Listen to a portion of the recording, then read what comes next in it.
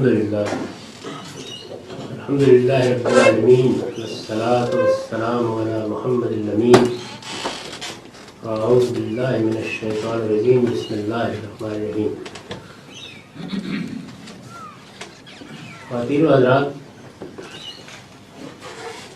المورد کی ایک تاریخ ہے اور ایک اس کا فکری پس منظر ہے. میں اپنی گفتگو کو بھی دو حصوں میں تقسیم کروں گا. پہلے اس کا فکری پس منظر بیان کرنے کی کوشش کروں گا اور اس کے بعد مختصر طریقے سے آپ کو یہ بتاؤں گا کہ یہ ادارہ کب وجود میں آیا، کن مراحل سے گزرا اور اب کس صورتحال سے دچار ہے. فکری پس منظر میں چند مقدمات پہلے واضح ہو جانی چاہیے. یہ کہ میں نے آپ کے سامنے یہ جو پس منظر رکھا ہے اور ان پچھلی نشستوں میں یہ بتایا ہے کہ مسلمانوں کی پوری تاریخ میں کیسے مختلف تحریکیں وجود پذیر ہوئیں اور پھر کن اہداف کو حاصل کرنے کے لیے جدوجہد کرتی رہیں. میرا اپنا ذہنی پس منظر بھی کم و بیش یہی تھا. میں نے جب شعور کی آنکھ کھولی،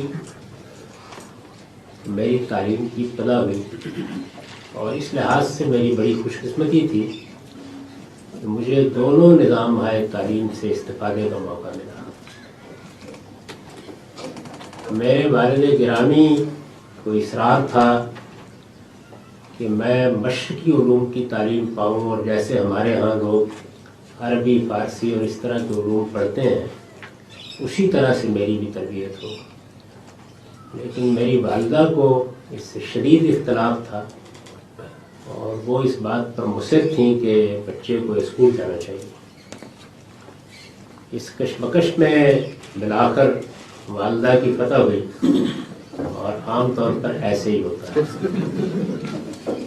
ویسے میری اسکول کی تعلیم کی ابتدا ہو گئی، لیکن والد یہ کوشش کرتے رہے کہ وہ بھی اپنی آرزوؤں کے بڑھانے کا کوئی سامان کریں. چنانچہ جب میں تیسری جماعت میں پڑھتا تھا تو اس وقت ہم لوگ ساہیوال کے قریب ایک چھوٹے سے گاؤں میں مقیم تھے. اس کی مسجد میں ایک مولوی صاحب تھے جن کا اسم گرامی نور احمد تھا. میں نے جس زمانے میں انہیں دیکھا اس وقت میں مذہبی اختلافات اور ان چیزوں سے واقف نہیں ہو سکتا تھا. اب جب میں پلٹ کے غور کرتا ہوں تو میرا گمان ہے کہ وہ شاید دیوبندی نقطۂ نظر کے عالم تھے. ان سے میرے والد نے ذکر کیا کہ اس کی ماں کے کہنے پر یہ اسکول جا رہا ہے، لیکن میں چاہتا ہوں کہ یہ مذہبی علوم اور عربی اور فارسی زبانوں کی تعلیم حاصل کرے.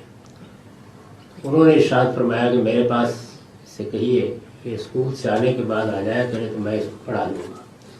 تو اس طریقے سے وہ دونوں نظام آئے تعلیم میں تربیت پانے کا موقع ملا. اور پھر ہمارے ہاں جس کو آپ درس نظامی کہتے ہیں اس کی چیزیں 9ویں جماعت تک میں نے کم و بیش مکمل کر لی تھی. بعد میں نے اس کی داستان لکھ بھی دی ہے اور آپ اس کو تفصیل سے پڑھ سکتے ہیں. جب میں گورنمنٹ کالج میں انگریزی ادب اور فلسفے کا طالب علم تھا اس وقت بھی جو لاہور میں اس وقت کے بڑے اہل علم تھے ان سے ممکن حد تک اپنی دینی تعلیم و تربیت میں بھی آگے جو کچھ سیکھنا تھا وہ سیکھتا رہا. اس سارے عرصے کے دوران میں مجھے کبھی مذہب یا مذہبیات پر کوئی کام کرنے سے دلچسپی نہیں ہوئی. یعنی میری دلچسپی کا موضوع اگر آپ سادہ لفظوں میں بیان کریں تو بنیادی طور پر علم اور ادب تھا. یعنی مذہب بحیثیت مذہب جیسے کہ اب میری ایک پہچان ہے، یہ میری دلچسپی کا موضوع نہیں تھا. میں ایک مسلمان تھا اور مسلمان کی حیثیت ہی سے زندگی بسر کرتا تھا، لیکن اس زمانے میں میری دلچسپی علمی لحاظ سے فلسفے سے تھی، تصوف سے تھی، تاریخ سے تھی اور پھر ادب سے. خواہ وہ اردو کا ادب ہو، انگریزی کا ادب ہو، فارسی کا ادب ہو یا عربی کا ادب ہو، یہ پس منظر تھا. اس کے دوران میں میری زندگی کا ایک اور بڑا واقعہ یہ ہوا کہ میرے ایک استاد تھے جو جماعت اسلامی کے حلقوں میں بہت جانی پہچانی شخصیت رہے ہیں، نصیر الدین ہمایوں صاحب۔ جماعت اسلامی کی ایک ذیلی تنظیم ہے، تنظیم اساتذہ، اس کی بڑی ذمہ داریوں پر وہ عرصے تک فائز رہے ہیں اور اب بھی شاید ہیں۔ وہ اسکول کے زمانے میں میرے استاد تھے۔ ان کے ذریعے سے پہلی مرتبہ میرا تعارف مولانا سید ابواللہ صاحب مودودی، ان کے فکر اور ان کی کتابوں سے ہوا۔ اس سے پہلے میں ابوالکلام اور اقبال سے بہت اچھی طرح واقف ہو چکا تھا، ان کا نام ضرور سنا تھا لیکن حقیقی تعارف انہیں کی وساطت سے ہوا۔ اور میں نے پہلی مرتبہ مولانا سید ابواللہ صاحب مودودی کو داؤد گارڈن داروغہ والا میں دیکھا، جہاں اسلامی جمعیت طلبہ کا ایک اجتماع ہوا تھا۔ یہ اس وقت کی بات ہے جب میں نئی جماعت سے طالب علم تھا۔ آہستہ آہستہ ان کے فکر سے واقفیت ہوئی اور وہ جس تحریک کو لے کر کھڑے ہوئے تھے اس سے بھی دلچسپی پیدا ہوئی، اور ان سے بہت کچھ علمی اور ادبی لحاظ سے اخذ و استفادہ کی صورتیں بھی پیدا ہوئیں۔ اس دوران میں نے ان کو ایک خط لکھا۔ مجھے یاد نہیں ہے کہ میں نے یہ واقعہ کہیں لکھا ہے، اس سے پہلے بیان کیا ہے۔ خط لکھا اور اس میں جس طرح کے نوجوانی کے زمانے میں ہوتا ہے، لمبے چوڑے علمی کام کرنے کے منصوبے بیان کر دیے، یعنی اپنا کچھ علمی فکری پس منظر بھی بتا دیا کہ میں نے یہ کچھ پڑھ لیا ہے اور اب یہ کرنے کا ارادہ ہے۔ یہ بڑا دلچسپ واقعہ ہے۔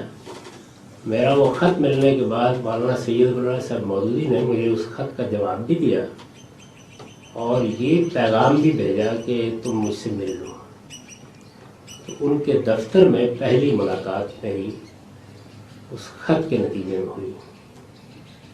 آپ خیال کریں گے کہ مولانا سید ابواللہ صاحب مودودی نے اس خط کے مندرجات پر کوئی علمی کمنٹ کیا ہوگا یا اس میں کوئی مشورہ دیا ہوگا یا انہوں نے اس کی کوئی غلطی واضح کی ہوگی۔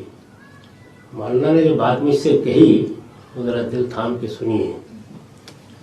انہوں نے فرمایا کہ عزیزم، یہ جو کچھ تم نے لکھا ہے تم یہ کرو گے، جب یہ کرو گے تو کھاؤ گے کہاں سے؟ ان جیسی شخصیت کی زبان سے جوانی میں آدمی کو بہت سے حقائق کا ادراک نہیں ہوتا۔ یہ بات مجھے بڑی عجیب سی لگی۔ اس کے بعد انہوں نے مجھے اپنے کچھ واقعات سنائے۔ انہوں نے کہا کہ میں نے جب یہ فیصلہ کیا تھا تو سب سے پہلے میں نے اخبار میں اشتہار دیکھا کہ محمد علی جوہر صاحب کو، محمد علی جوہر صاحب سے ان کو بڑی عقیدت تھی، محمد علی جوہر صاحب کو ہمدرد اخبار میں ایک سب ایڈیٹر کی ضرورت ہے۔ کیونکہ میری ان کے ساتھ بہت عقیدت تھی تو میں یہ خیال کر کے کہ یہاں سے اپنی معاش کا بندوبست کیا جا سکتا ہے چلا گیا، اور میں نے ایک شب و روز قیام کیا۔ اور یہ مولانا کے الفاظ ہیں، ایک شب و روز کے تجربے کے بعد مجھے اندازہ ہوا کہ محمد علی میں جہاں شفقت پدری ہے وہاں جور پدر بھی ہے۔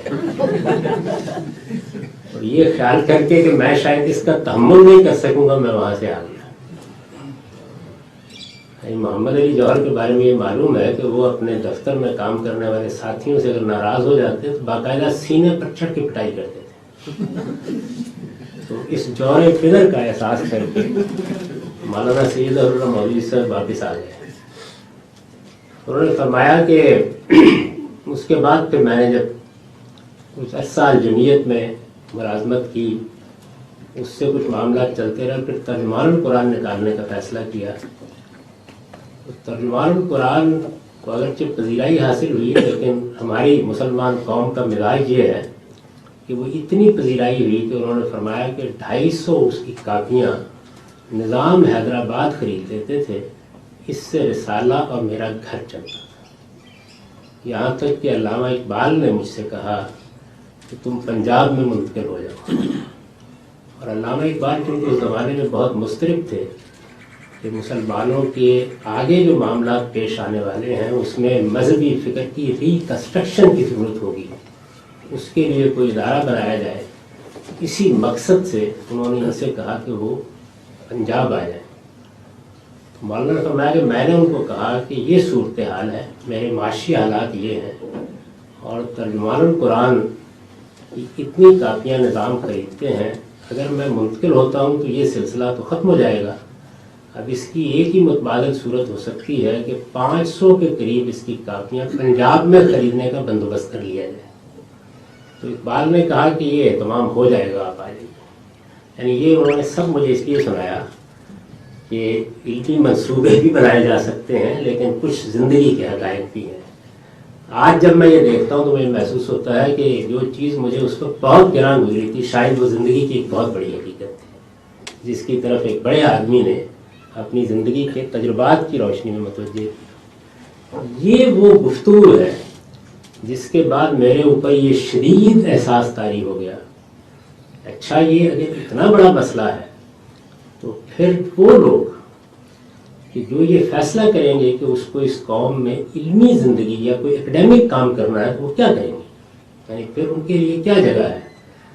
المورد کا تخیل اصل میں اس دن میرے ذہن میں پیدا ہوا۔ یہ سارا واقعہ میں نے آپ کو اس لیے سنایا ہے کہ جو ایک بنیادی جگہ تھی جہاں سے مجھے خیال ہوا، میں نے یہ سوچا کہ ایک ایسا انسٹیٹیوٹ بنانا چاہیے جو علمی اور فکری کام کرنے والوں کو وابستہ کرے اپنے ساتھ، اور اس طریقے سے ان کے لیے یہ مسئلہ نہ رہے، یعنی وہ آزادی سے وہ منصوبے بنا سکیں جن کا میں نے خواب دیکھا تھا، اور آزادی کے ساتھ کام کر سکیں۔ اصل میں میری توجہ اس لیے اس جانب اس وقت نہیں ہوئی تھی کہ ایک تو میں اس وقت بی اے کے آخری سال میں تھا، یعنی ابھی زندگی میں اس طریقے سے قدم ہی نہیں رکھا تھا۔ دوسرے یہ کہ ہم لوگ خاندانی لحاظ سے ذمہ دار ہیں، والد ساری ذمہ داریاں اٹھائے ہوئے تھے، تو توجہ نہیں ہوتی اس طرح کی چیزوں کے بارے میں۔ لیکن یہ اندازہ اس دن ہو گیا کہ یہ ایک بڑا معاملہ ہے، اور اس کے لیے جب تک کوئی باوقار بندوبست نہ کر لیا جائے۔ مغرب نے اپنی علمی اکیڈمیوں کی صورت میں، اپنی یونیورسٹیوں میں اس کے لیے نہایت اعلیٰ ماحول پیدا کیا ہے، لیکن اگر آپ غور کر کے دیکھیں تو ہمارے ہاں یہ چیز کبھی پیدا نہیں ہو سکی، ایسے علمی ادارے بھی قائم نہیں ہو سکے۔ تو المورد کا ابتدائی تخیل یہ تھا کہ اس نوعیت کا ایک علمی انسٹیٹیوٹ یعنی اکیڈیمک کام کرنے کے لیے بنایا جائے۔ چنانچہ اس کا بھی ایک ظاہر ہے کہ اس زمانے میں آدمی ایک لمبا چوڑا نقشہ بنائے بغیر تو کام کر ہی نہیں سکتا نا، یعنی حقیقت پسندی کو پیدا ہوتے بڑا وقت لگتا ہے۔ تو میں ویسے اس تحریر کو چھپا کر ہی رکھتا ہوں، لیکن غالباً یہ 1971 کی تحریر ہوگی۔ اس میں جو ابتدائی نقشہ میرے پیش نظر تھا وہ لکھا ہوا موجود ہے، اس کو اگر آپ پڑھیں تو آپ اندازہ کر سکتے ہیں کہ وہ کس نوعیت کا وسیع و عریض منصوبہ تھا۔ آسٹریلین گورنمنٹ بھی شاید کمی متحمل ہوگی اس میں۔ خیر بہرحال تو کچھ وہ شروع کر لیا گیا، اور اس میں میرے جو گورنمنٹ کالج میں چند کلاس فیلو طلباء تھے، ان میں سب سے زیادہ نمایاں ڈاکٹر ساجد علی صاحب تھے۔ میں نے اور انہوں نے اکٹھے گورنمنٹ کالج میں تعلیم کا آغاز کیا تھا۔ وہ اب پنجاب یونیورسٹی کے شعبہ فلسفہ کے سربراہ کی حیثیت سے ریٹائر ہوئے ہیں۔ تو وہ تھے اور میں تھا اور کچھ اور چند طلباء تھے جو ابتدائی طور پر اس ادارے کے ساتھ متعلق ہوئے، اور ہم نے یہ فیصلہ کیا کہ زیادہ تر لوگ کیونکہ ہاسٹل میں رہتے ہیں، ہاسٹل کے لیے تو کچھ نہ کچھ والدین بھیجتے ہیں، تو اس کو اکٹھا کر کے ہاسٹل میں رہنے کی بجائے کوئی ایک جگہ لے لی جائے اور وہاں ہم جمع ہو کے اس ادارے کی ابتدا کریں۔ اس وقت اس کا نام دائرۃ الفکر رکھا گیا تھا۔ یہ غالباً جولائی 1971 کے زمانے کی بات ہے، ابھی ہم کالج میں پڑھتے تھے۔ تو خیر جب یہ ادارہ ہم نے بنا لیا اور اس میں کچھ ہم تعلیم تدریس میں مصروف ہو گئے، اس وقت زیادہ دلچسپی پھر یعنی مجھے یاد ہے کہ اس وقت جو چیزیں ہم پڑھتے پڑھاتے تھے وہ ابن عربی کی کتابیں اور اس طرح کی چیزیں تھیں، وہی تصوف تاریخ، ابھی کوئی اور چیز زیادہ غلبہ نہیں پا سکی تھی۔ چونکہ ایک ادارہ ہے، اس کا ایک نام بھی رکھ لیا ہے، ایک جگہ بھی لے لی ہے، اور پھر کوئی 6-7 نوجوان ہیں جو خاموشی کے ساتھ اس میں آتے ہیں، سارا دن رہتے ہیں، کچھ پتہ نہیں چلتا باہر کیا ہوتا ہے کیا نہیں ہوتا، اور پھر چلے جاتے ہیں۔ تو مساوات اخبار اس زمانے میں نکلا کرتا تھا، اس میں ایک صاحب نے مضمون لکھا دائرۃ الفکر کی خفیہ تنظیم، چھپا ہوا ہے۔ تو یہ پہلا حادثہ تھا جس میں فیروز پر روڈ کے اوپر رات کو جاتے ہوئے مجھے خفیہ والوں نے پکڑ لیا۔ اس کی اپنی ایک داستان ہے، وہ یہاں سنانے کا موقع نہیں ہے۔ تو خیر کچھ عرصہ یہ اس طرح کام کرتا رہا۔ اس وقت بھی زیادہ احساس بھی نہیں ہوا کہ سب لوگوں کو گھر سے کچھ پیسے مل جاتے تھے اور وہ ملا کے اس ادارے کو چلاتے رہتے تھے۔ لیکن ایک دن ہاسٹل کی زندگی کو ختم ہونا تھا اور پھر زندگی کی حقیقتوں کا سامنے آنا تھا۔ اس دوران میں ہم نے ادارے کا نام بھی تبدیل کر لیا تھا، اسے دارالاشراق کا نام دے دیا تھا۔ بعد میں میرے رسالے کا یہی نام ہوا، اور اشراق کا جو پہلا شمارہ ہے وہ بھی اسی زمانے میں نکلا۔ تو ہم کوشش کر رہے تھے کہ اس کا ایک رسالہ بھی ترجمان کے طور پر نکل آئے۔ یہی وقت ہے کہ جس میں مولانا سید اللہ مودودی صاحب سے اس ادارے کے بارے میں بھی میری بات وقتاً فوقتاً ہوتی تھی۔ ایک دن ایسے ہوا کہ انہوں نے مجھ سے ذرا تفصیل کے ساتھ یہ پوچھا کہ یہ کیا پروگرام ہے، کیا کرنا چاہتے ہو۔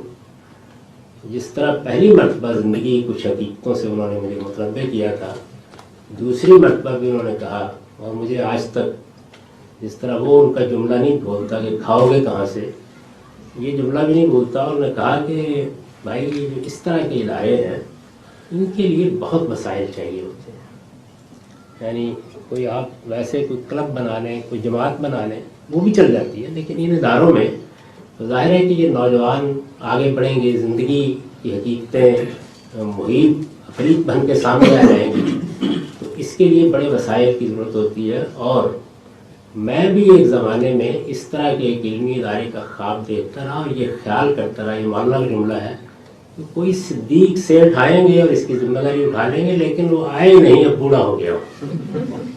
تو اس طرح سے ایک دوسری حقیقت کی طرف بھی توجہ ہوئی۔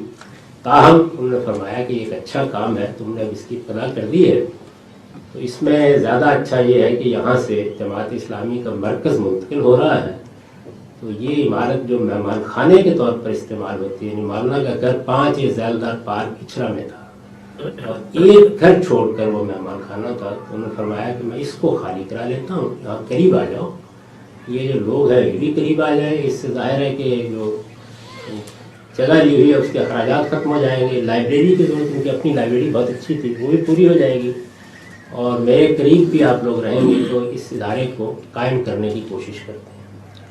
اب اس کا وہ حصہ میں آپ کو نہیں سناتا کہ ان کے اس اقدام کے نتیجے میں کیا حوادث ہوئے۔ میں وہاں 6 یا 7 مہینے رہا، لیکن پھر مجھے فیصلہ کرنا پڑا کہ میں لاہور سے منتقل ہو جاؤں، یعنی میرے سامنے انتخاب یہ تھا کہ یا یہ کام میں بند کر دوں اور یا پھر اس کو جاری رکھنے کے لیے کوئی دوسری جگہ کا انتخاب کر لوں۔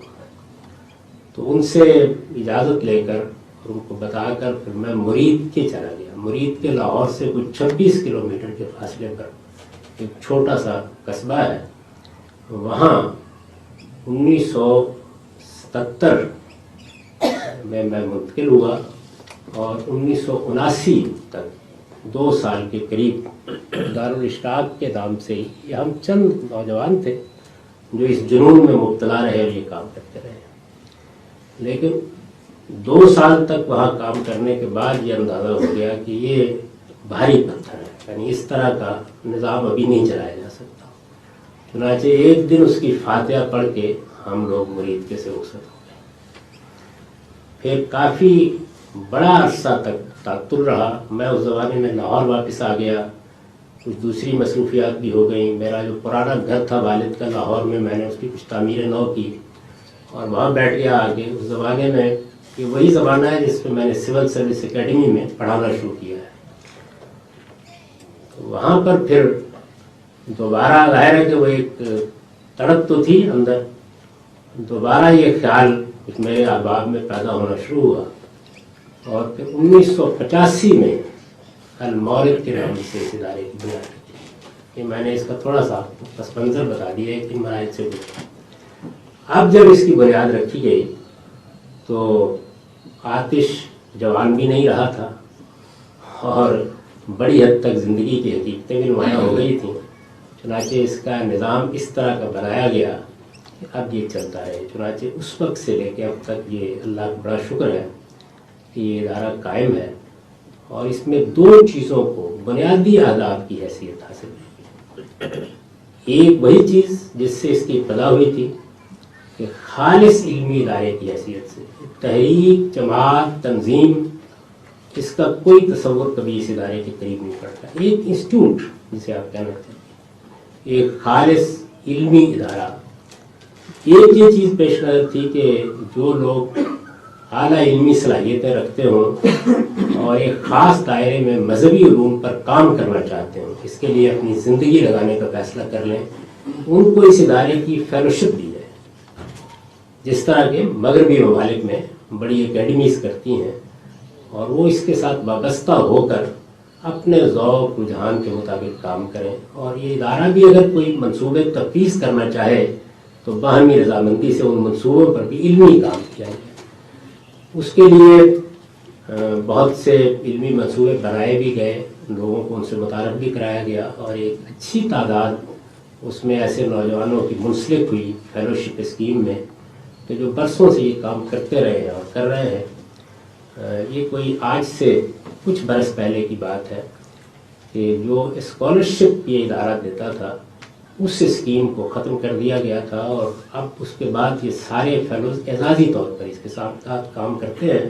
یعنی لوگ مختلف یونیورسٹیوں سے وابستہ ہو گئے، ان کے اپنے معاشی ذرائع پیدا ہو گئے، تو اب سب لوگ اس طریقے سے کام کرتے ہیں۔ تو ایک اس کا بڑا ہدف یہ تھا جس کو یہ اب بھی اسی طرح قائم رکھے ہوئے۔ دوسری چیز جو بتدریج ہوئی، یعنی میں نے اس لیے پس منظر میں یہ بیان کر دیا تھا کہ مذہبی تعلیم تو میں ابتدائی نوعیت کی پا چکا تھا۔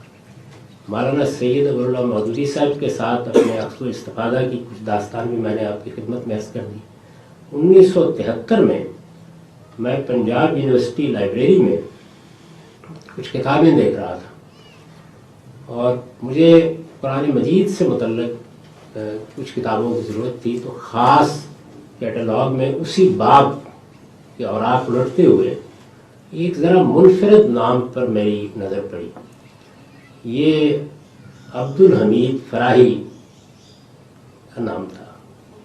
ان کا نام حمید الدین فراہی ماں نے رکھا تھا، تو وہ اس کو لقب سمجھتے تھے کہ اس میں کچھ تحسین کا پہلو آ جاتا ہے، تو اپنے آپ کو عبدالحمید لکھتے تھے۔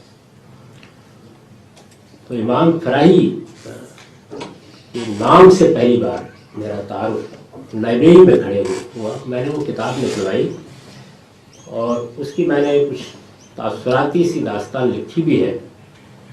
وہ ایک بالکل نئی دنیا تھی، یعنی اس سے پہلے چیزوں کو دیکھنے، سمجھنے، سوچنے کا جو انداز ہے اس سے بالکل مختلف اسلوب و انداز سے ایک نظر جب میں نے ڈالی، وہی لائبریری میں کھڑے ہوئے، چھوٹا سا رسالہ تھا، اس کی خیر الگ تفصیلات ہیں۔ اس کا مقدمہ بدر الدین اصلاحی صاحب کا لکھا ہوا تھا۔ اس مقدمے میں انہوں نے یہ بیان کیا تھا کہ امام فراہی کے مستبدات سے میں نے اس کو مرتب کیا ہے، اور ہونا تو یہ چاہیے تھا کہ وہ ہستی اس کو دیکھ لیتی جو اس وقت ہندوستان میں موجود نہیں، ہندوستان کا چھپا ہوا تھا رسالہ۔ اس میں یہ ذکر تھا، اور وہ جملہ مجھے اب تک یاد ہے، عربی زبان میں وہ مقدمہ تھا، ثانی اثنین اذ ہما یتقبدان بعذاب الامام الفراہی۔ اس کا مطلب یہ ہے کہ امام فراہی کے علوم و آداب سے جو شخصیات پیدا ہوئیں اور جنہوں نے ان سے استفادہ کیا، ان میں سے دو میں سے دوسرا، تو ثانی اثنین یہ وہ الفاظ ہیں جو حضرت ابو بکر کے بارے میں قرآن میں استعمال ہوئے ہیں، ثانی اثنین اذ ہما فی الغار، تو یہی انہوں نے الفاظ استعمال کیے۔ اس میں مجھے یہ معلوم ہوا کہ امام فراہی کے دو غیر معمولی شاگرد تھے، ان میں سے ایک آگے نام لکھا ہوا تھا، مولانا امین حسن اصلاحی ہے۔ مولانا امین حسن اصلاحی کے نام سے میں جماعت کے حلقوں میں متعارف ہو چکا تھا، اور غالباً کوئی ایک آدھ کتاب بھی ان کی میں نے پڑھی تھی، لیکن بہت زیادہ تعارف نہیں تھا۔ اور میں اس وقت کالج کے بھی آخری سال میں تھا، تو مجھے تجسس ہوا کہ اگر یہ شخصیت یہاں موجود ہے اور یہ اس جلیل القدر عالم کی شاگرد کی حیثیت سے تعلیم پا چکے ہیں تو ان سے ملنا چاہیے. دائیں بائیں سے آدمی معلوم کرتا ہے اس زمانے میں اسلامی میں طلبہ کے زاہد حسین بخاری جب امریکہ میں پروفیسر ہیں، یہ میرے ساتھ کالج میں ہوتے تھے. ان سے مجھے معلوم ہوا کہ مولانا امین حسن اصلاحی کے بارے میں ڈاکٹر اسرار احمد صاحب بتا سکیں گے کہ وہ آج کل کہاں ہے. تو میں اپنی سائیکل پر ڈاکٹر اسرار احمد صاحب کا گھر ڈھونڈنے کے لیے نکلا. اس وقت وہ کرشن نگر میں رہتے تھے اور وہاں ایک کمرے میں ان کا کلینک تھا، ڈاکٹر تھے، اور پچھلے کمرے میں کچھ وہ اپنی علمی ادبی سرگرمیوں کے اجتماعات بھی کرتے رہتے تھے. تو میں ان کے پاس پہنچا اور انہوں نے راہ شفقت، ان کا ایک خاص انداز تھا اپنے ملاقاتی کو دیکھنے کا، مجھے بھی دیکھا، پوچھا. تو میں نے ان سے کہا کہ نہیں، میں آپ سے ملاقات کے لیے نہیں حاضر ہوا، مجھے مولانا امین حسن اصلاحی سے ملنا ہے، ان کا کچھ پتہ آپ کے پاس ہو تو بتا دیجیے. تو انہوں نے فرمایا کہ حسن اتفاق سے مولانا امین حسن اصلاحی گاؤں سے آج ہی لاہور آئے ہیں اور اس وقت وہ مال روڈ پر بابڈا کالونی میں اپنے داماد نعمان علی صاحب کی آمد کی. تو مجھے یاد ہے کہ وہ الوداعی ہاتھ میں لا رہے تھے اور میرا آدھا ایک جسم کا حصہ باہر کو مڑ چکا تھا اور آدھے سے میں نے ہاتھ میں لایا اور سائیکل پر سوار ہو کے میں ادھر روانہ ہو گیا.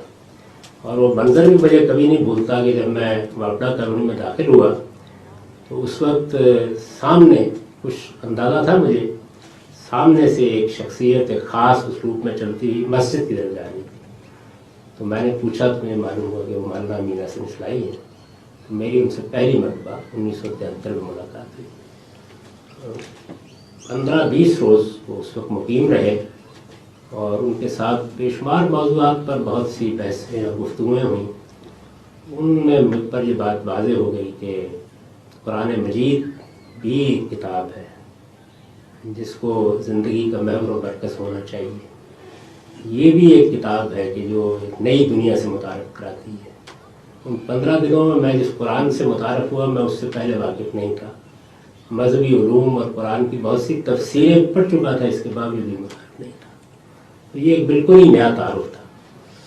15 دن کے بعد میں نے ان کی خدمت میں عرض کیا کہ اب میں یہ چاہتا ہوں کہ آپ سے قرآن پڑھوں. تو اس موقع کے اوپر انہوں نے مجھ سے کہا کہ ان کا خیال یہ تھا کہ میں جماعت اسلامی یا اسلامیہ میں طلبہ کو پس منظر رکھتا ہوں، تو اس وجہ سے انہوں نے کہا کہ پہلے تو پھر لیڈری سے دستبردار ہونا پڑے گا، اس لیے کہ لیڈری اور علم میں منافعات ہے، ان دونوں کو اکٹھا نہیں کیا جا سکتا. اور دوسرے یہ ہے کہ پھر یہ فیصلہ کرنا پڑے گا کہ اگر تمہارا سایہ بھی تمہارا ساتھ نہ دے تو صحیح بات پر کھڑے رہو. سایہ بھی تمہارا ساتھ نہ دے، یہ تعبیر وہ آخری تعبیر تھی کہ جس سے آگے کوئی تعبیر نہیں ہو سکتی. تمہارا سایہ بھی تمہارا ساتھ نہ دے تو صحیح جگہ پر کھڑے رہو گے. تو اس دن سے میرے ان کے ساتھ تلمس کی ابتدا ہوئی جو 1973 کی ایک شام تھی. تب میرے فکر میں وہ تبدیلیاں آنی شروع ہوئیں جو پھر کئی برس کے بعد اب موجودہ صورت میں میری کتابوں میں اور میرے لیکچرز میں اور میری گفتگوؤں میں آپ کے سامنے ہے. اس کی اپنی ایک داستان ہے، اس کو یہ سنانے کا موقع نہیں ہے. یہ تبدیلی جیسے جیسے آتی گئی المورد کے نظام میں بھی گویا ایک فکر کی ترویج کے اثرات پیدا ہوتے چلے گئے. اور پھر یہ دوسری چیز بھی، ایک چیز تو وہی تھی کہ ایک اعلیٰ علمی ادارے کی حیثیت سے المورد کے ساتھ لوگوں کو وابستہ کیا جائے، انہیں علمی کام کرنے کے مواقع دیے جائیں. یہ دوسری چیز بھی اس کے ساتھ شامل ہوئی کہ دین کے صحیح فکر کو اعلیٰ طریقے سے سوسائٹی تک پہنچانے کی جدوجہد کی جائے. تو گویا یوں سمجھ لیجیے کہ خالص علمی کام کے ساتھ دعوت کا ایک عنصر شامل ہونا شروع ہوا. انہی دو نکات پر یہ پورا کا پورا ادارہ اس وقت قائم ہے اور اس میں یہ بات بالکل متعین طریقے سے اس کے تعارف میں چھپا ہوا ہے، اردو اور انگریزی میں آپ دیکھ سکتے ہیں، بتا دی گئی ہے. انہی دونوں کاموں کو سامنے رکھ کر اس کا پورا نظام بنایا گیا ہے. اور اب اس وقت یہ خدا کا شکر ہے کہ فیلوز کی بھی ایک اچھی تعداد اس سے وابستہ ہے. اس کا اپنا ایک بورڈ آف گورنرز ہے. میں نے پہلے دن سے اس ادارے کو خالص جمہوری اصولوں پر، بلکہ میرے بارے میں سے کہا جاتا ہے کہ اس کو جمہوریت کا ہیضہ ہے، وہ خالص جمہوری اصولوں پر اس ادارے کو قائم کیا. اس میں کسی کو ویٹو نہیں ہے، کسی کی کوئی آخری رائے نہیں ہے. اس کا ایک بورڈ آف گورنرز ہے جو اس کے تمام فیصلے کرتا ہے، اور اس کے مطابق انہیں دونوں نکات کو سامنے رکھ کر پروگرام بھی بنائے جاتے ہیں. یعنی وہ کتابوں کی بھی اشاعت کرتا ہے، وہ بہت سی چیزوں کو جدید ذرائع سے نشر و اشاعت میں بھی تبدیل کرتا ہے، اور اسی طریقے سے اپنی اس فیلوشپ اسکیم کو بھی جاری رکھتے ہوئے.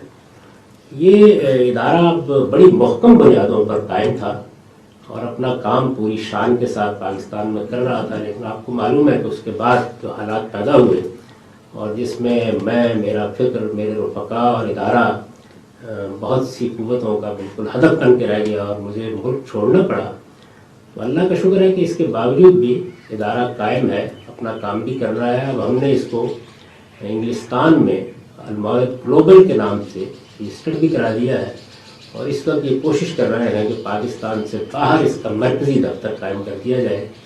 فرینڈز آف المعرض کی حیثیت سے سینکڑوں لوگ اس کے نظام میں شامل ہیں جو ایک طرح سے اس کی تائید کرتے ہیں اور اس کو وسائل بھی فراہم کرتے ہیں. پورا کا پورا ایک آرگنائز جمہوری نظام ہے جس کے تمام حسابات ہر سال آڈٹ کرائے جاتے ہیں اور ایک نظام کے تحت وہ کام کرتا ہے. میری حیثیت اس کے سوا کچھ نہیں ہے کہ میں ایک پاکستان کے آئین میں جو صدر ہوتا ہے انہی اختیارات کے ساتھ اس کا صدر ہوں. اس کا نظم اصل میں اس کا سیکرٹری جنرل چلاتا ہے جو ڈاکٹر شہزاد سلیم ہے، اور وہی اس وقت سیکرٹری جنرل کی حیثیت اس کا نظم چلا رہے ہیں. اور اس کا جو دعوتی حصہ ہے اس کو ڈاکٹر عامر عبداللہ دیکھتے ہیں. دونوں پی ایچ ڈی اسکالر ہیں اور دونوں کے دونوں اس پورے ادارے کے ان دو حصوں کے جو بڑے حصے ہیں وہ چلاتے بھی ہیں اور اس کا نظم بھی دیکھتے ہیں. اور باقی معاملات کے لیے ایک اچھا عملہ بھی موجود ہے، لاہور میں کام کر رہا ہے، لیکن ادارے کی اپنی عمارت میں کام کرنا کم و بیش ناممکن بنا دیا گیا. یعنی وہ ماڈل ٹاؤن میں چونکہ ہے تو اس وجہ سے جیسے ہی اس کو کھول کر کوئی کام کیا جاتا ہے تو ہمسائے بہت خوفزدہ ہو کر آ جاتے ہیں. ان کا خیال یہ ہے کہ یہ کام اگر یہاں ہوگا تو ہو سکتا ہے کہ کسی دن ہم بھی اس کا ہدف بن جائیں. اور آپ کے علم میں ہے کہ اس کے قریب میں 2 واقعات اس نوعیت کے ہو بھی چکے ہیں.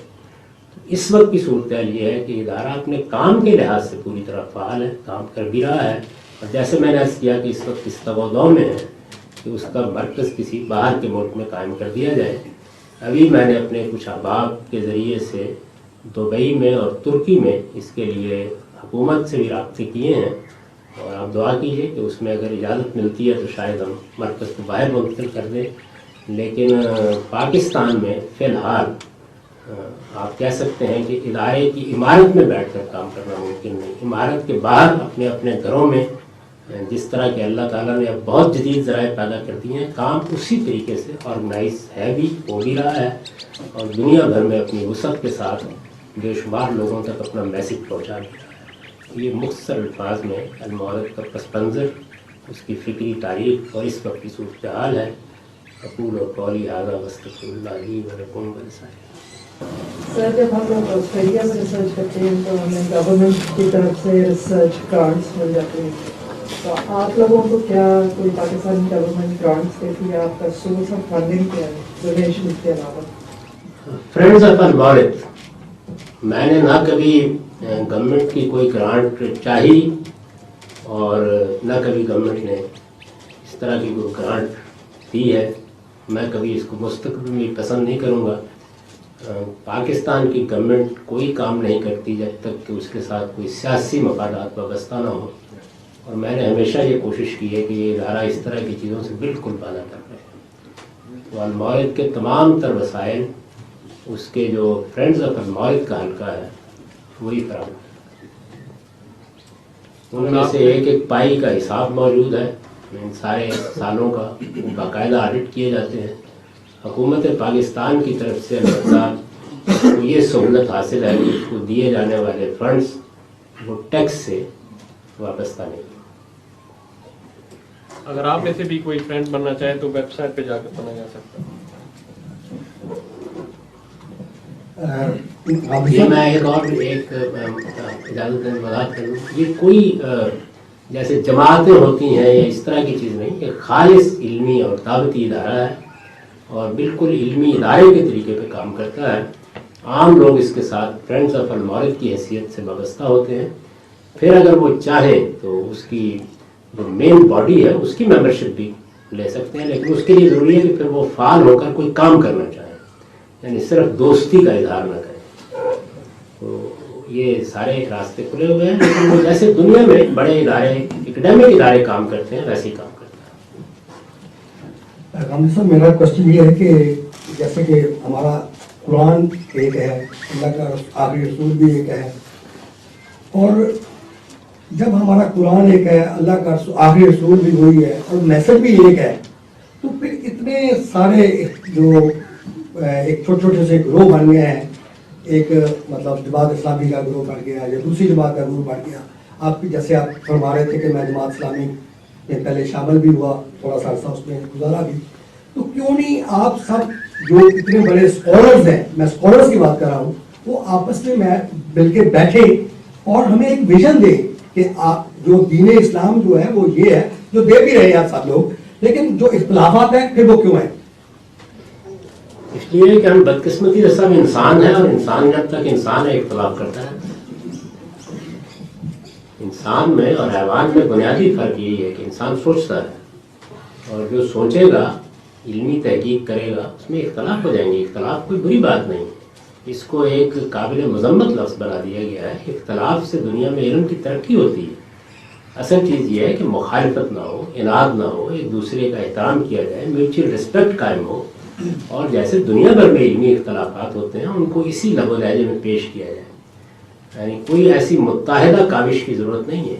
اتحاد کی ضرورت سیاسی مقاصد کے لیے ہوتی ہے, علمی مقاصد کے لیے کسی اتحاد کی ضرورت نہیں ہوتی. اس میں صرف یہ ہوتا ہے کہ آپ باہمی احترام قائم رکھتے ہوئے اپنی بات پیش کریں, دلیل کے ساتھ پیش کریں, اور کبھی دوسروں کو اشتعال نہ دلائیں, دوسروں کے اوپر طعن و تشنیع نہ کریں, کسی پر کفر کے فتوے نہ لگائیں, دوسروں کے بارے میں ضال اور مضل ہونے کے فیصلے نہ سنائیں.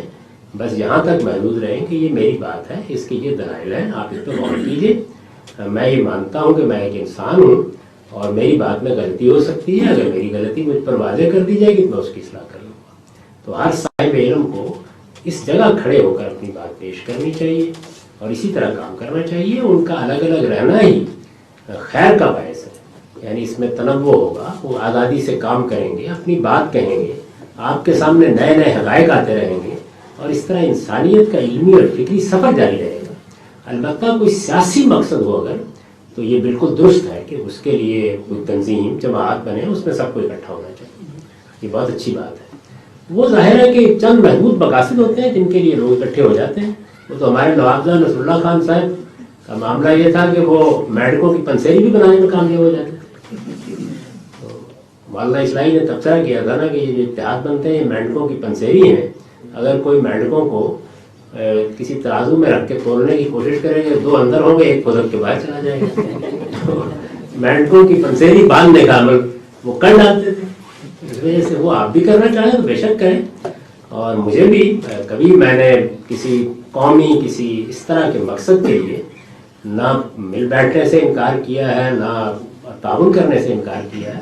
اس کا تعلق بالکل اور چیز ہے. مثال کے طور پر ہم یہاں بیٹھے ہوئے ہیں, اگر یہ معلوم ہو کہ یہاں محلے میں ایک کمیونٹی ہال بنانا ہے تو اس کا مذہبی اختلافات سے کیا تعلق؟ ایسا ہی معاملہ سیاسی امور کا ہے. سیاست تو چند محدود مقاصد کے لیے عدل ہونا چاہیے, انصاف ہونا چاہیے, اچھا معاشرہ تخلیق کرنا چاہیے, حکومت کو لوگوں کے سامنے جواب دہ ہونا چاہیے.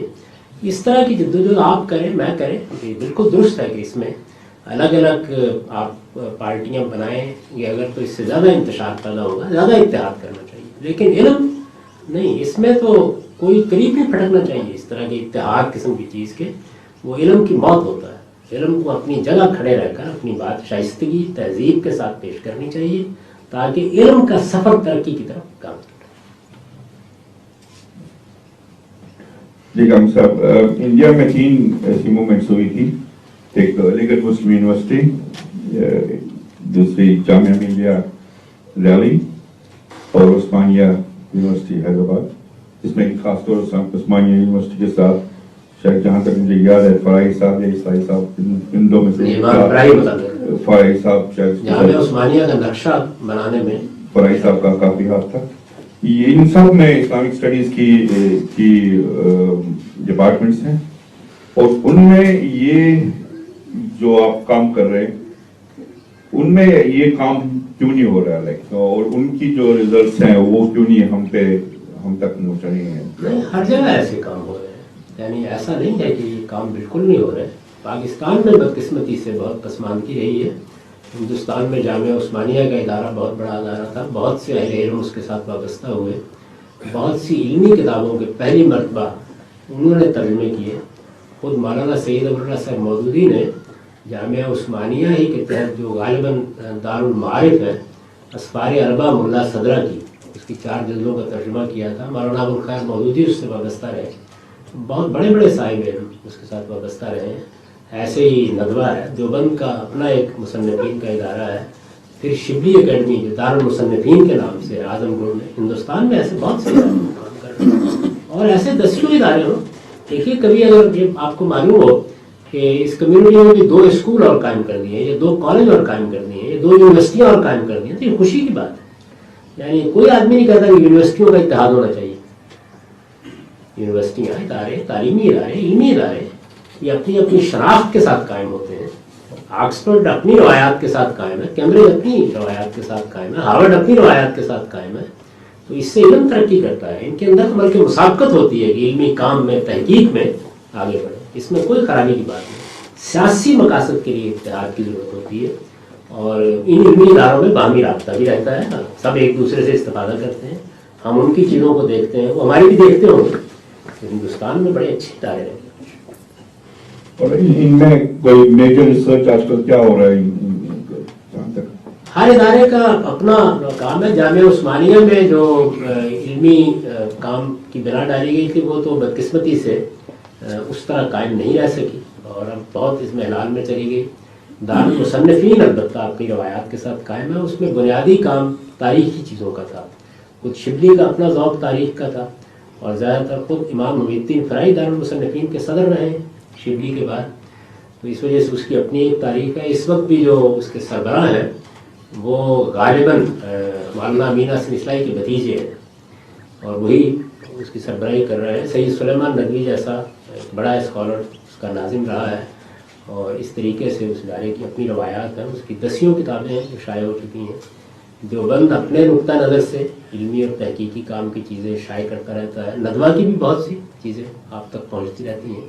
ندوہ میں سید سلیمان ندوی، مولانا علی میاں اور دوسرے بہت سے اہل علم کی چیزیں لوگوں کے لیے بصیرت کا باعث بنتی ہیں. یہ سب کچھ آپ کا اثاثہ ہے، پوری امت کا اثاثہ ہے. ایسے ہی ایک خدمت ہم بھی کر رہے ہیں.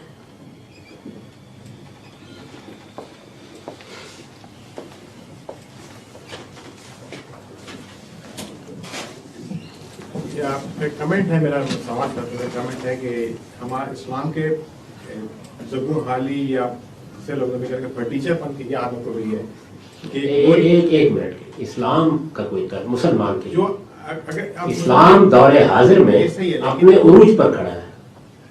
اسلام کو کوئی زوال نہیں ہے. اسلام تو اپنے کمال پر پہنچا ہوا اس وقت کھڑا ہے. مسلمان پستی اور زوال میں لیکن ایز اے قوم ہم تو یہ اسلام کو ریپرزینٹ کرتے ہیں، اور دوسرے نہیں، ہم اسلام کو بالکل ریپرزینٹ نہیں کرتے. ہم مسلمان کے لیے میں آپ سے کروں کہ ایک کمال ہے اسلام کا یہ کہ یہ جو دور انحطاط ہے مسلمانوں کا، اس میں پچھلی اس صدی میں اسلام کی جو فکر پیدا ہوئی ہے، میرے خیال میں پوری اسلامی تاریخ میں اس درجے کے لوگ کم ہیں. اسلام کو بالکل کسی قسم کے انحطاط کا سامنا نہیں. میں آپ کے کہنے کے لیے اس کو ریپریس کر دیتا ہوں. اس کو مسلمان یہ میں نے بہت معذرت کے ساتھ اس لیے توجہ دلائی آپ کو کہ ان دونوں چیزوں کو ہم نے بالکل ایک سمجھ رکھا ہوا ہے. یعنی اسلام کی کتاب بغیر کسی ادنا تغیر کے محفوظ کھڑی ہوئی. 200 سال کے اندر دنیا کے علم نے گویا مریخ سے زمین پر اور زمین سے مریخ پہ چھلانگ لگا لی ہے. اس کتاب کا ایک حرف بھی اپنی جگہ سے نہیں ٹلا. یعنی وہ دنیا کے علمی اکتشافات کے مقابل میں پوری شان کے ساتھ کھڑی ہے اسی طریقے سے. اور ہمارے اہل علم نے رسالت مآب صلی اللہ علیہ وسلم کی سیرت اور تاریخ پر کام کر کے جو ذخیرہ حدیث کی صورت میں، آثار کی صورت میں جمع کیا ہے، انتہائی بے مثال کا. यानी दुनिया की इल्मी तारीख में फ़ख्र के साथ पेश किया जा सकता है। और इस बर्र सगीर में शाह वलीउल्लाह और फिर शाह वलीउल्लाह के बाद मौलाना अबुल कलाम आज़ाद, इकबाल और सैयदुल्लाह मौदूदी, उनके बरज़ख में मौलाना वहीदुद्दीन खान और फिर मदरसा फ़राई के अकाबिर, कोई जवाब नहीं है इन शख्सियात। पूरी इस्लामी तारीख में आप आला से आला शख्सियात और काम के मुकाबले में पेश कर सकते हैं। इसलिए इस्लाम को क्या हुआ? कुछ नहीं हुआ। अगर मैं ये कह लूँ कि मौजूदा इस्लाम नहीं, मुसलमान कहिए आप, इस्लाम ना मौजूदा है ना रफ्ता है, वो तो अपने पूरी शान के साथ। खैर ये मेरे सामने क्या है कि लहदा बहसा बात जी, कर सकते हैं। ये जो हालत है, ये जो बहरान है और जिसका फटीचापन कह लीजिए हमारा मुसलमानों का, मुसलमानों के बारे में आप बिल्कुल दुरुस्त हैं। तो मैं ये सब कुछ अभी खुद कह चुका हूँ। एक ऐसा मुल्क जो कि इस्लाम के नाम पे बना और जिसमें के सो कॉल्ड इस्लामिक आइन है, वहाँ पे एक इस्लाम के रिजल्ट का इदारा काम नहीं कर सकता आज़ादी के साथ। लेकिन एक ऐसा मुल्क जिसको हम काफिरिस्तान कहते हैं और जिसके लिए हम उठते बैठते उसको गालियाँ देते हैं, वहाँ पे वो इदारा काम कर रहा है मुकम्मल आज़ादी के साथ। तो क्या ये हमारे लिए बाइस शर्म नहीं है? पहली बात। और हमारे मुसलमानों के अंदर इतनी तंग नजरी क्यों हो गई है? एक सवाल। दूसरा सवाल ये है कि इस तंग नजरी को किस तरीके से हम खत्म कर सकते हैं, क्योंकि हम अब इस नहज पर पहुंच चुके हैं कि अब इसकी इस्लाह इस तरीके से, अब हम ये नहीं कह सकते कि इस लाइन को मिटा के ये लाइन लिख दी जाए। मेरा ये ख्याल है कि इसको स्लेट को पूरी तरीके से साफ करके दोबारा से लिखना पड़ेगा, क्योंकि हम इतना मस्त कर चुके हैं राइटिंग में। ये जो मुख्तलिफ इलाकों में लोग बसते हैं, सदियों में जाकर उनकी एक तहजीबी शनाख्त बनती है। अगर आप बर्र सगीर को देखें तो उसमें इल्मी और फ़िक्री लिहाज से सबसे ज़्यादा पसमानदा इलाके वो थे जिनमें पाकिस्तान बनाया गया। यानी हिंदुस्तान में इल्मी और तहजीबी तरक्की बिल्कुल दूसरे इलाकों में हुई। ये जितने इदारों का जिक्र हो रहा है वो भी वहाँ अपने कमाल को पहुँचे और शख्सियात भी। इस तरह की तहजीबी पसमानदगी से पाकिस्तान एक नए मुल्क की हैसियत से अपनी तारीख शुरू कर रहा था। उसके लिए ज़रूरी था कि ऐसी लीडरशिप होती जो समाज और समाजी उलूम से वाकिफ़ होती, ये जानती कि किसी समाज को एक तहजीबी इकाई में कैसे बदला जाता है, उसके लिए किन चीज़ों की ज़रूरत होती है। वो बदकिस्मती से हमारे यहाँ कहीं दूर दूर तक न थी न है। मुझे याद आता है, मेरे एक उस्ताद थे डॉक्टर सूफ़ी मोहम्मद ज़ियाउल हक साहब, ये गवर्नमेंट कॉलेज में शोबा अरबी के सदर थे। मैं तो खैर फ़लसफ़े और अंग्रेज़ी अदब का तालिब इल्म था, लेकिन अलग से मैंने इनसे अरबी अदब की बात चीज़ें पढ़ी। बहुत तिलुल स्कॉलर थे और ये उसी खानवादे से ताल्लुक़ रखते थे जिसमें मौलाना फैज़ुल हसन सहारनपुरी जैसा अजीम अदीब पैदा हुआ। अरबी अदब का इतना गहरा इल्म रखने वाला आदमी 14 सदियों में कम नज़र आता है। मौलाना अमीरुद्दीन फ़राही भी अरबी अदब में उसके शागिर्द हैं, शिबली भी उसके शागिर्द हैं। और इसी तरह लाहौर के एक स्कॉलर थे, वो भी उनके शागिर्द थे, ये उनके साहिबजादे थे डॉक्टर सूफी साहब। और उनकी शागिर्दी की वसातत से मुझको भी गोया एक बिलवास्ता तलम्मुस उसी ख़ानदान से हासिल। तो हमारे स्कूल में एक इल्मी इज्तिमा मुनक़्क़िद किया गया जिसमें मुख्तलिफ स्कॉलर्स भी आए और उसमें मुशायरा भी हुआ। तो डॉक्टर सूफी ज़ियाउल हक साहब को मैंने पहली मरतबा स्कूल के ज़माने वहाँ देखा। उनके मकाले का उन्वान था पाकिस्तान में अरबी ज़ुबान का माजी, हाल और मुस्तक़बिल। डॉक्टर साहब स्टेज पर आए, मकाला पढ़ने के लिए खड़े हुए, उन्होंने कागजात रखे, अपनी ऐनक उतारी, उन्होंने कहा कि मकाले का खुलासा मैं पहले बयान कर देता हूँ। पाकिस्तान में अरबी ज़ुबान का माजी तारीख था, हाल तारीख तर है, मुस्तक़बिल इंशाअल्लाह तारीख तरीन होगा। अब आप मकाला सुनिए। तो यही सूरत हाल कमोबेश इन मामलात की है कि जब हमने अपनी तहजीबी और समाजी तरबियत के लिए न कोई इदारे बनाए, न काम किया, और सारी तवज्जो इस पर मरकूज़ कर ली कि रियासत कलमा पढ़ लें। हालांकि रियासत को कलमा पढ़ाने की क्या ज़रूरत है, अफराद कलमा पढ़ते हैं। या इस्लामी जमहूरिया नाम रख लिया जाए, रसूलुल्लाह सल्लल्लाहु अलैहि वसल्लम ने तो इस्लामी जमहूरिया मदीना नाम नहीं रखा था अपनी रियासत का। तो ये बेमानी बातें जिनका कोई ताल्लुक नहीं था वो हमारे यहाँ बदकिस्मती से असल हकत बन गई, और उसी कशमकश से पाकिस्तान आज तक नहीं निकल सका। बजाय इसके कि हम एक जमहूरी हुकूमत कायम करते, खालिस जमहूरी हुकूमत जिसमें आज़ादी होती, जिसमें लोग तबादला ख्याल करते, इल्मी फ़ज़ा पैदा होती, तहजीबी तरबियत के इदारे बनाते। आप देखिए कि हिंदुस्तान में मौलाना अबुल कलाम आज़ाद जैसे शख्स ने बजाय इसके कि वो जमहूरिया हिंद का सदर बनता, वज़ीर तालीम बनना पसंद किया।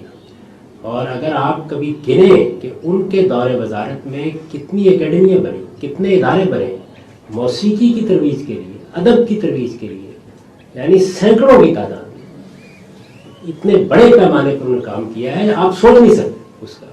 तो यहाँ तो किसी को ख्याल भी नहीं है। ये जो सारी तरतीब है पाकिस्तान में वो उलट गई, यानी सियासत हमारा मरकज़ बन गई, जबकि अच्छा समाज पहले तशकील पाता है और फिर सियासत में उस समाज की अक़दार और उसकी तहजीब का ज़ुहूर होता है हमेशा।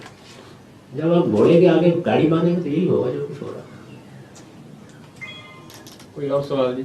अब भी मैं आपसे अर्ज करूँ, यानी मैं अगर खड़ा होकर कहूँ कि एक मस्जिद बनानी है और मस्जिद ऐसी होनी चाहिए कि दुनिया भर में उसका सेन सबसे बड़ा हो, तो पैसों के ढेर लग जाते हैं।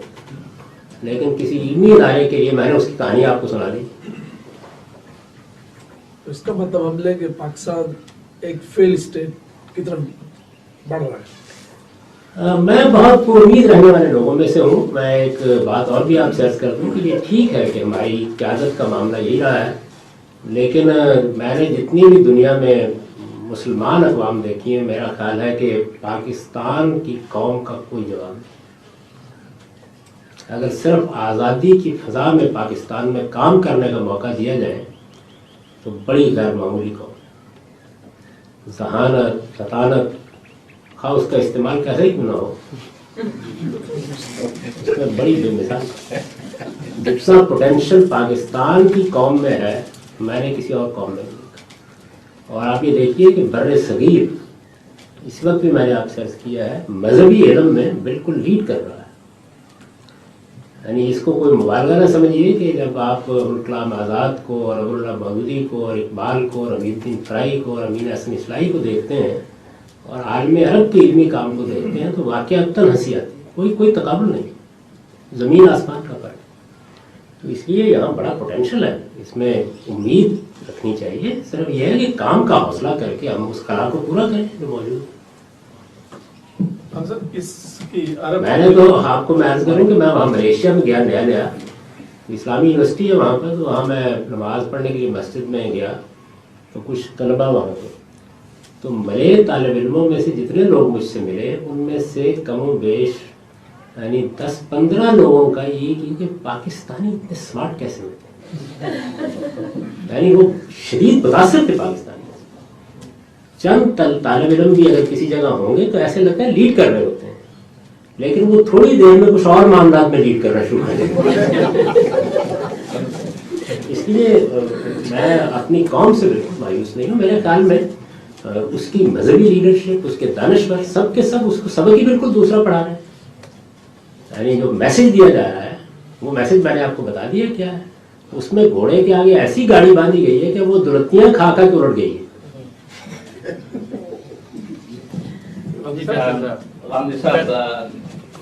पाकिस्तानी समाज को बहुत आला दर्जे के इदारे चाहिए, इल्मी, फिक्री, इज्तिमाई, समाजी।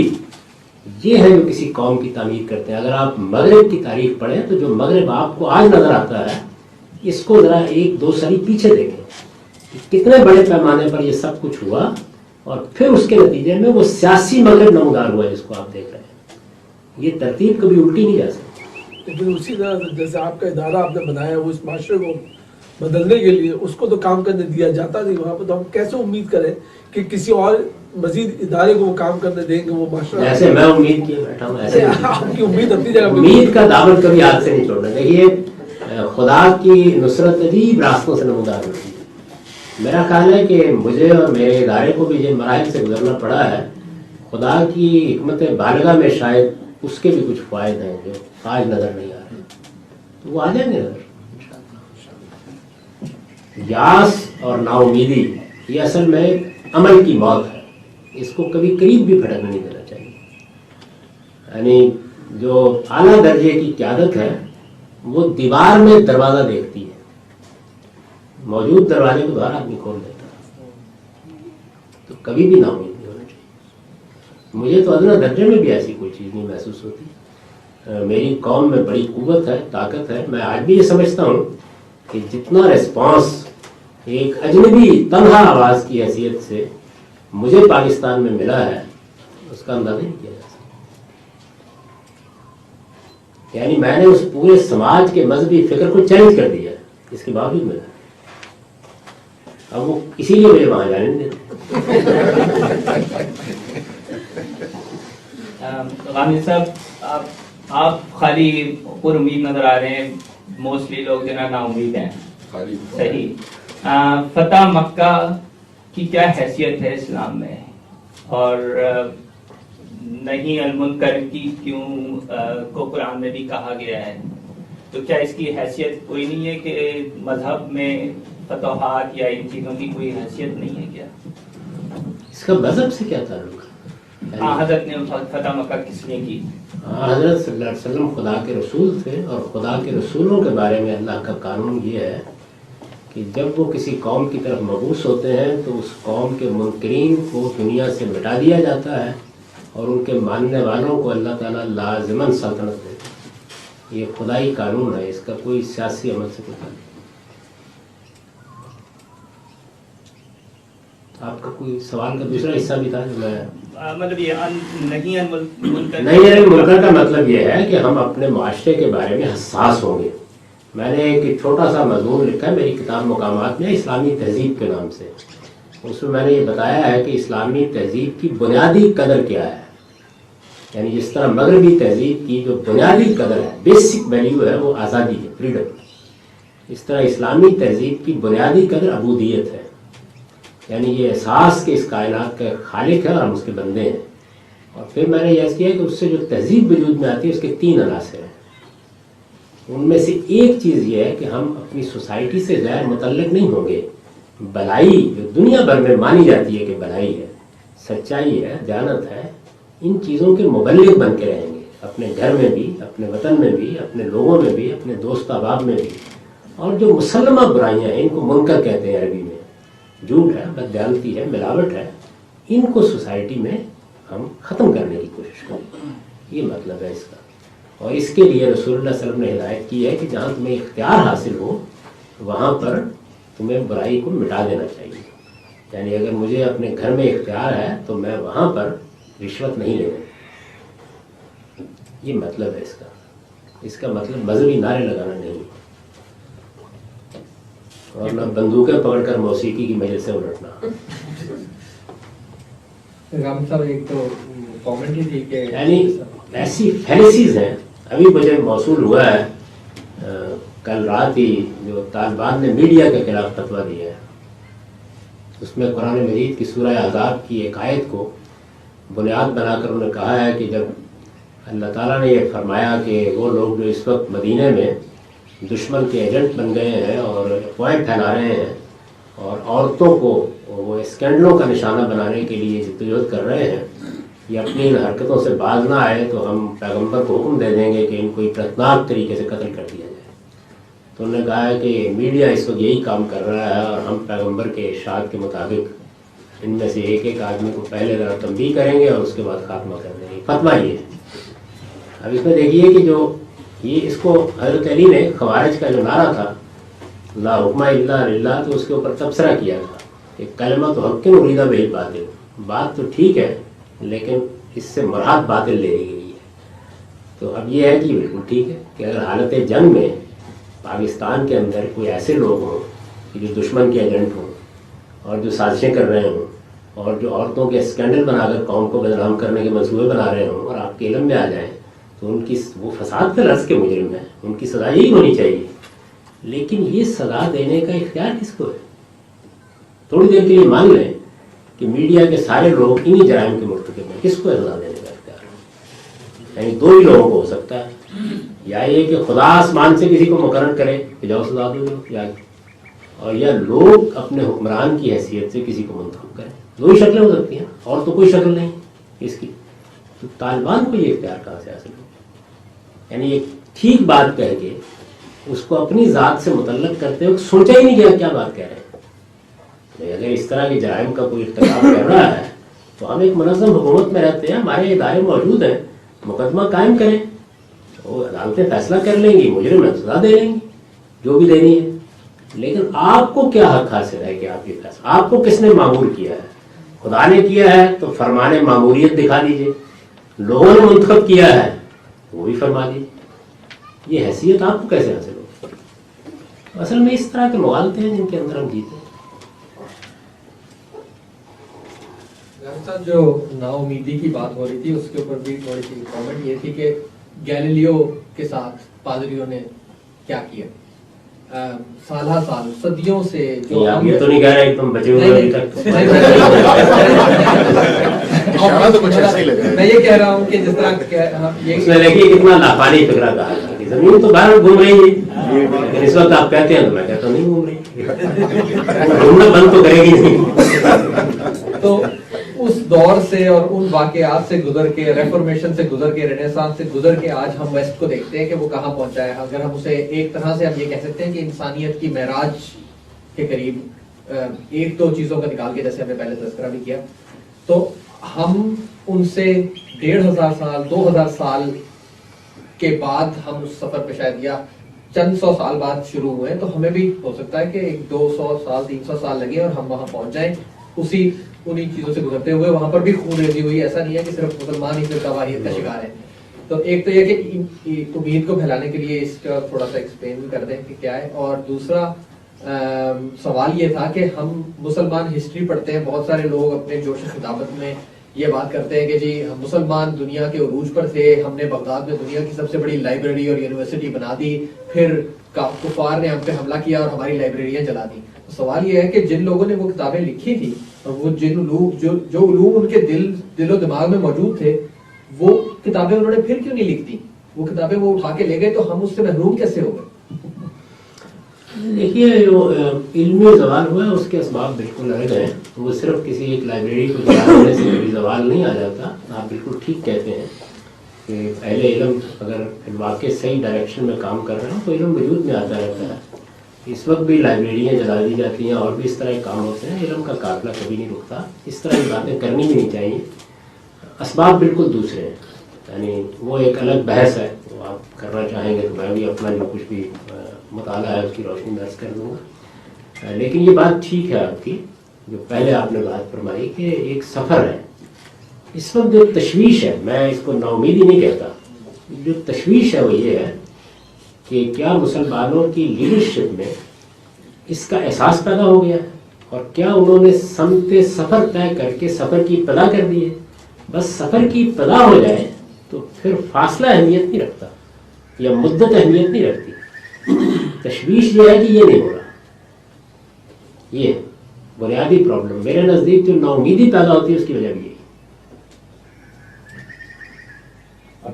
میرا کوشچن ہے طرز حکومت کے بارے میں کہ آج کل دو نظریات ہیں. ایک خلافت جس کے لیے میرا مطلب ہے کہ طالبان یا دوسرے لوگ کہہ رہے ہیں کہ اس کو کسی نہ کسی طرح واپس لایا جا سکتا ہے, اور ایک ڈیموکریٹک پروسیس جو کہ دنیا میں پیرلل چل رہا ہے.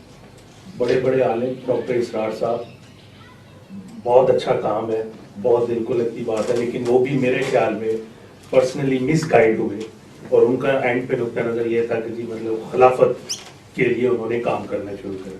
تو آپ کے خیال میں خلافت کا احیاء کسی طریقے سے ممکن ہے ماڈرن ٹائم پیریڈ میں, یا ہمیں ڈیموکریٹک پروسیس ہی کو لے کے آگے چلنا ہوگا طرز حکومت اسلامک ورلڈ کے اندر؟ یعنی مجھے تو اگر کہیں اطلاع ملے کہ خلافت کا احیاء ہونے لگا ہے, میرے پاس کوئی پھاوڑا ہو تو میں لے کے روکنے کی کوشش کروں. یعنی وہ کیا چیز ہے جس کو دوبارہ حاصل کرنا ہے؟ بنو امیہ کی حکومت, بنو عباس کی حکومت, ترکوں کی حکومت, کیا چیز ہے خلافت؟ تو میں تو بہت معذرت کے ساتھ شائستگی سے بات کرنی چاہیے لیکن یہ سب کو نان سینس سمجھتا ہوں. یعنی اس سے زیادہ مہذب لفظ اس کے لیے میرے پاس نہیں ہے کوئی. دنیا کے اندر جو حکومت ہوتی ہے وہ یا استبدادی ہوگی یا جمہوری ہوگی. استبدادی حکومت کی بہت سی شکلیں ہیں, جیسے بادشاہت عامریت ہے. اسلام نے اپنا فیصلہ سنا دیا ہے کہ امر و شورا بینہم, مسلمانوں کا نظم اجتماعی جمہوری ہوگا. ये कुरान का फैसला है, हमें दुनिया ने जो सफ़र किया है उसका शुक्रगुजार होकर कबूल करना चाहिए।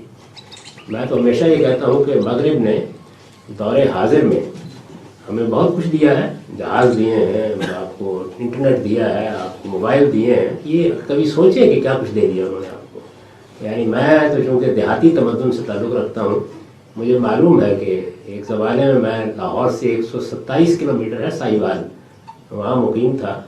तो ऐसे ही लगता था, मैंने वो ज़माना देखा है, ऐसे ही लगता था कि लाहौर गालिबन ऑस्ट्रेलिया में यानी मामूली सी इत्तला और ख़त भी किन मराहल से गुजर के पहुँचता था। ये तो मैंने अपने बचपन में देखा है सब, और दुनिया को कहाँ पहुँचा दिया। यानी इस वक्त यहाँ बैठे हुए अगर हम एहतमाम करना चाहें तो पूरी दुनिया में लोग मेरी बात सुन सकते हैं। ये सूरत हाल है। तो इसका भी एहसानमंद होना चाहिए, देखना चाहिए कि इंसानियत को किसी गिरोह ने या कौम ने क्या कंट्रीब्यूट किया है। मनफी रवैये कभी आपको आगे नहीं बढ़ने देते। और दूसरी जो बहुत बड़ी चीज़ दी है उन्होंने, वो जमहूरियत। यानी जमहूरियत का उसूल कुरान में मौजूद था, लेकिन जमहूरी इदारे बनाना, किस तरीके से आप इस निज़ाम को कायम करेंगे, इसमें तकसीम इख्तियारात कैसे होगी, इसमें चेक और बैलेंस का निज़ाम कैसे बनेगा, कभी आप इसका मुताला कीजिए कि इसमें कितनी डेवलपमेंट की है। हैरत अंगेज़ है। यानी उसके बड़े थोड़े से हिस्से कभी हम देखते हैं तो सरशार हो जाते हैं। तो इस पे शुक्रगुजार होना चाहिए। जो मगरिब ने सबसे बड़ी लानत दी है दौरे हाजिर में, वो नेशन स्टेट। तो इस पर किसी और वक्त में बात करेंगे। जमहूरियत मेरे नज़दीक तो बिल्कुल ईमानियात की दर्जे की चीज़ है। बहुत शुक्रिया, आप तशरीफ लाए ऑस्ट्रेलिया और रुखसत कर रहे हैं। आप हमें सुनने का मौका मिला। आपकी जो पूरी हिस्ट्री रही, आप माशाल्लाह मौलाना मौदूदी के करीब भी रहे और जमात इस्लामी को करीब से आपने देखा। और आज जो पाकिस्तान की जो सूरत हाल है उसमें सबसे जो बड़ा कंट्रीब्यूशन है खराबी का, वो तालिबान है। और तालिबान को सपोर्ट करने में सबसे बड़ा जो हाथ है आजकल जो हर एक को नज़र आता है, वो या तो एक हमारे कप्तान साहब हैं या फिर जमात इस्लामी है। आपके ख्याल में जमात इस्लामी कहाँ पे जाके उनको ज़रा सा गलत लाइन ऑफ एक्शन मिली और इस तरह के लोगों की वो करते हैं जो सपोर्ट? देखिए, बात यह है कि जमात इस्लामी और इसी तरीके से जो हमारे मजहबी उलमा हैं, उनका एक फ़िक्र है। अमल हमेशा उस फ़िक्र से पैदा होता है। वो फ़िक्र ये है कि दुनिया में सालिहीन के मुनज़्ज़म गिरोह को हुकूमत का हक है। वही अपने मुल्क में हुकूमत करेगा, और अगर उसकी हुकूमत कभी कायम हो गई तो उसको एक दूसरा हक है, बल्कि उस पर लाजिम है कि वो गैर मुस्लिमों की हर हुकूमत को दुनिया में बज़ोर ख़त्म कर दे। ये फ़िक्र है जिस पर हमारा इस वक्त पूरा मजहबी निज़ाम खड़ा है। इसी तरह एक दूसरी बात वो ये कहते हैं कि शिर्क, कुफर और इर्तिदाद तीनों जराइम काबिल दस्तंदाजी पुलिस है, और इन तीनों की सज़ा असल में कत्ल है। और हमें हक है कि हमारे पास अगर हुकूमत होगी तो हम इस सज़ा का निफाज करेंगे। ये मजहबी फ़िक्र है जिस पर हमारा पूरा मजहबी निज़ाम खड़ा है। तो इस वजह से इस फ़िक्र के अंदर से तालिबान पैदा हो गए। फ़िकी लिहाज से किसी को उनसे इख्तलाफ नहीं। यानी अगर पूरी तरह बयान किया जाए तो ये कहेंगे, मैं उनकी ताबीर अगर करूँ, तालिबान का फ़िक्र ठीक है, उनका मकसद ठीक है, वो जिस चीज़ को हासिल करना चाहते हैं वो बिल्कुल दुरुस्त है, उनका जज्बा बहुत काबिल तहसीन है, उनकी कुर्बानियाँ बड़ी गैर मामूली हैं, वो हकीकत में एक बड़े नस्ल ऐन की जद्दोजहद कर रहे हैं। बस ज़रा तरीक़ेकार नामुनासिब है, ये है।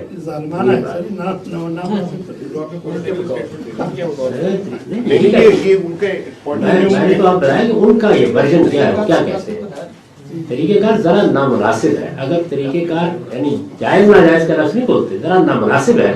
अगर मुनासिब कर लें तो अच्छी बात है। तो इस वजह से पिछले दिनों जब सैयद मुनव्वर हसन साहब ने ये कहा कि वो शहीद हकीमुल्लाह साहब है, तो मुझसे कामरान खान ने अपने प्रोग्राम में पूछा टेलीफोन पर के तुम्हारे क्या कमेंट। मैंने उनसे कहा कि मुनव्वर हसन साहब ने हकीकत में जो वो मानते थे उसी का बरमला इज़हार किया, और मैं उनकी तहसीन करता हूँ, मुझे कोई उनको कंडम नहीं करता। सच्ची बात करनी चाहिए। अंदर से तो यही मेरा हौसला कम होता है बाद लोगों में सच बोलने का, उनमें अल्हम्दुलिल्लाह मुनव्वर अंसारी में बड़ा हौसला है सच बोलने में। 2 आदमी ऐसे हैं कि जो लगी लिपटी रखे बगैर कह देते हैं जो कुछ उनका फिक्र है। एक डॉक्टर इसरार अहमद साहब, दूसरे सैयद मुनव्वर अहमद साहब। तो आपके अपने क्या आप देखें डॉक्टर इसरार साहब जो थे वो कभी आए बाएं शाये नहीं करते थे। जो उनका मेरे साथ भी उनका प्रोग्राम यूट्यूब पे मौजूद है, जो हमने सियासत के मामला पे गुफ्तगू की है, बिल्कुल साफ उन्होंने कहा है कि हमारी जो रियासत होगी उसमें 2nd ग्रेड सिटीजन होंगे गैर मुस्लिम, बिल्कुल अच्छे तरीके से। सॉरी मैं पूछना चाह रहा था आपका क्या इस पे स्टांस है, आप क्या समझते हैं कि वो शहीद है जो तालिबान मारे?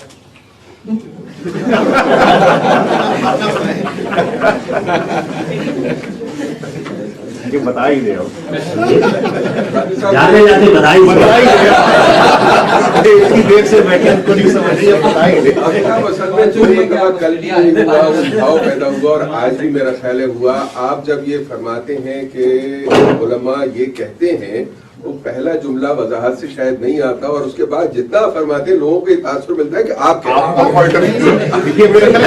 तो भाई इसके खिलाफ जिद्दोजहद कर रहा हूँ बरसों से, और आज से नहीं, जब इसका शऊर भी नहीं था लोगों को उस वक्त से जिद्दोजहद कर रहा हूँ। मैं तो 30 साल से मुनादी कर रहा हूँ कि ये सब कुछ होने वाला है।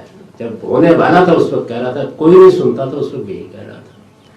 तो मैं तो बार बार बता रहा हूँ ये कि बहुत बड़ी गलती है इसका है। बहुत कुछ लिख चुका हूँ इस मौजू के ऊपर, आपको अगर मौका मिले, आप सब लोगों को मैं अर्ज करता हूँ कि मैंने जो भी गुफ्तगू की है मुसलमानों के ज़वाल पे, इस पर भी ज़ाहिर है कि लेक्चर में तफसील होती है बहुत, लेकिन मेरा मजमून मौजूद है जिसमें ये सारी बात मैंने लिख दी है। मुसलमानों का ज़वाल ही के ज़ेरे उन्वान मेरी किताब मकामात में है, और इसी तरीके से तालिबान का इस्तदलाल के उन्वान से भी मेरी तहरीर मौजूद है, जिसमें मैंने बिल्कुल पॉइंट से बता दिया है कि ये सारा का सारा फलसफा और फिक्र बिल्कुल गलत है, इसकी कोई बुनियाद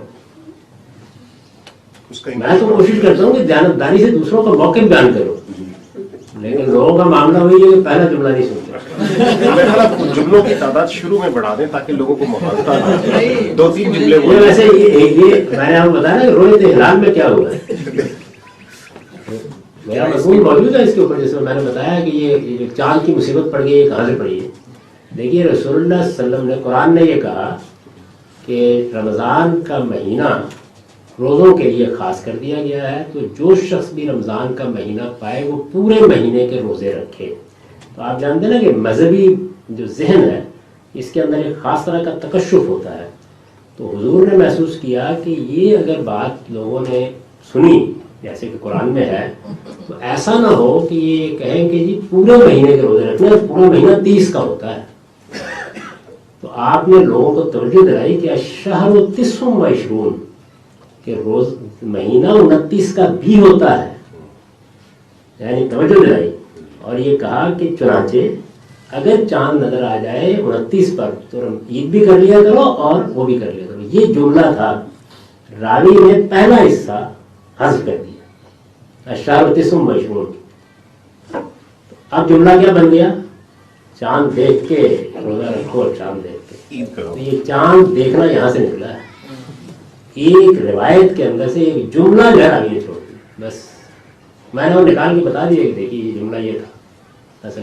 और वो आपने जिक्र किया कि दूसरी जगह पे वो पूरी वो जिस वक्त आप दीन को सही जगह से देखें तो फिर उसी के अंदर से सब चीज़ें मिल जाती हैं। वो रिवायत मैंने निकाल के बता दी है कि असल बात ये थी, एक शख्स ने वो पूरी बात बयान की और बाकी सब ने पहला जुमला ये ख्याल करके पहले जुमले का क्या ताल्लुक है, यानी लोगों ने उसको एक बेमानी जुमला समझा है, तर्क कर दिया, उससे बात ही बदल गई।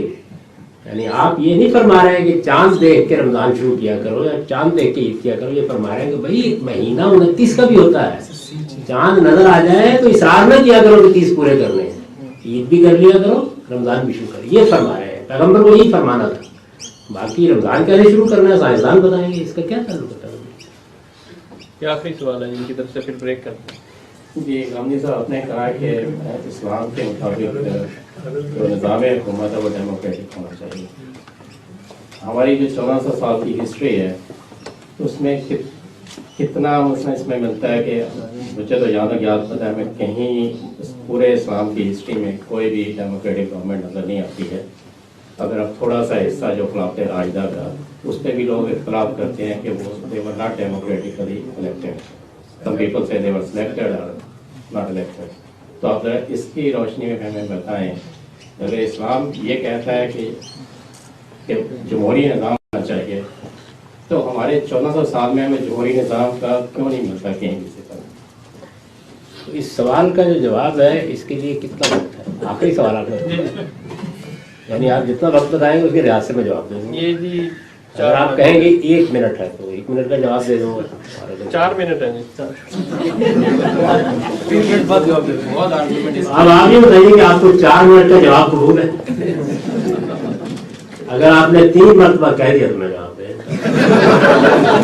14 सदियों की हिस्ट्री पर तबसरा जो है वो 4 मिनट में तो नहीं हो सकता।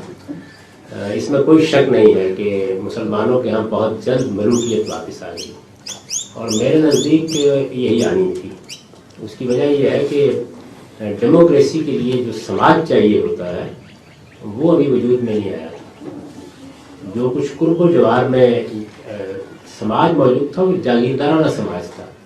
जागीरदाराना समाज अपने अंदर बड़ी ताकत रखता है, उलट देता है हर तब्दीली। उसके अपने उसका अपनी एक साइंस है जिसके तहत वो काम करता है। लेकिन जहाँ तक खिलाफत राशिदा का ताल्लुक है, वो तो खालिस, यानी मेरे ख्याल में ज़रूरत से ज़्यादा डेमोक्रेटिक थी। डेमोक्रेसी क्या है, उसकी बुनियादें क्या हैं, और वो कैसे नाफिज होगी। देखिए, डेमोक्रेसी एक उसूल है। इस उसूल को किसी समाज में जब आप नाफिज करेंगे तो कबायली सिस्टम में ये और तरह से नाफिज होगी, जागीरदाराना समाज में और तरह से नाफिज होगी, और ये जो अब इंडस्ट्रियल रेवोल्यूशन के बाद या साइंटिफिक रेवोल्यूशन के बाद जो समाज बना, इसमें और तरह से नाफिज होगी। इसका मेथड बिल्कुल अलग हो जाएगा। और अगर कल कलाम मिसाल के तौर पर टेक्नोलॉजी का अजीम इनकलाब बर्पा हो गया तो शायद ये इलेक्शन और इस तरह की चीज़ों का पूरा निज़ाम ही बदल जाए, और तरह से इसका निफाज होगा। तो एक कबायली निज़ाम या माशरे में डेमोक्रेसी कैसे नाफिज की जाए, इसकी शायद दुनिया की तारीख की बेहतरीन मिसाल खिलाफत राशिदा है।